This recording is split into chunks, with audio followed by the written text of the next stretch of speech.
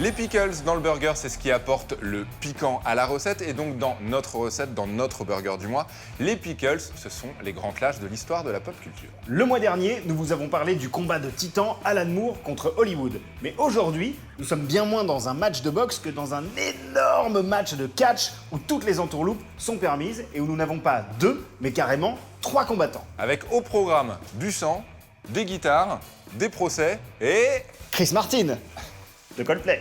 Chris Martin. Ouais. Dans le burger du mois.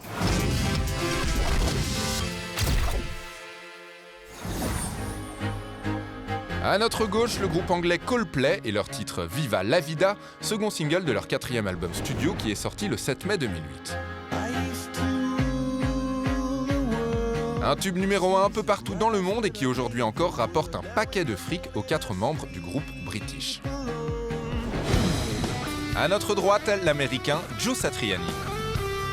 Un guitariste pompier, pas fan d'émotion, mais bien davantage de technique pure et dure, et qui l'a plutôt mauvaise.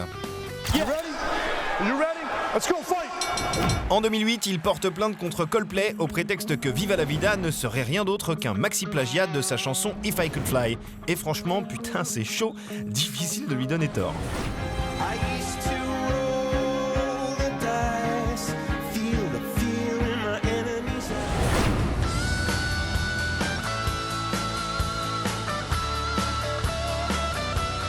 Coldplay affirme que tout cela n'est que pur hasard. Satriani, lui, il dit et porte plainte. L'affaire fait grand bruit, l'image de parfait gentleman du mec de Gwyneth Paltrow est écornée, sauf que moins d'un an plus tard, en septembre 2009, surprise, il est annoncé que les deux parties ont su régler leurs différends en coulisses, évitant ainsi un procès gênant. Comprendre, Coldplay a payé un paquet de thunes pour s'en sortir. Fin de l'histoire ? Et non, un 3e combattant se décide à rentrer dans l'arène.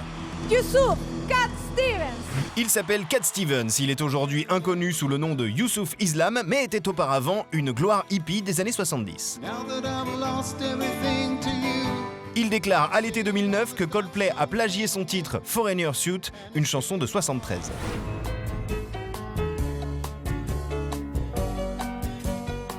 Ouais, mais là c'est moins évident quand même, hein. Youssouf ne porte pas plainte, affirmant qu'il pardonne à Coldplay, mais ne mentionne pas Satriani. Sauf que si Coldplay a plagié Cat Stevens et que Coldplay a plagié Satriani, alors Satriani aurait plagié Cat Stevens, ce qui signifie que Cat Stevens devrait pardonner à Satriani et Satriani pas porter plainte contre Coldplay, puisqu'il a plagié Cat Stevens avant d'être plagié par Coldplay, sauf qu'en fait non. Je crois que c'est ça, ouais. Pour conclure, Coldplay a payé et franchement un peu plagié. Cat Stevens, lui, rigole dans son coin.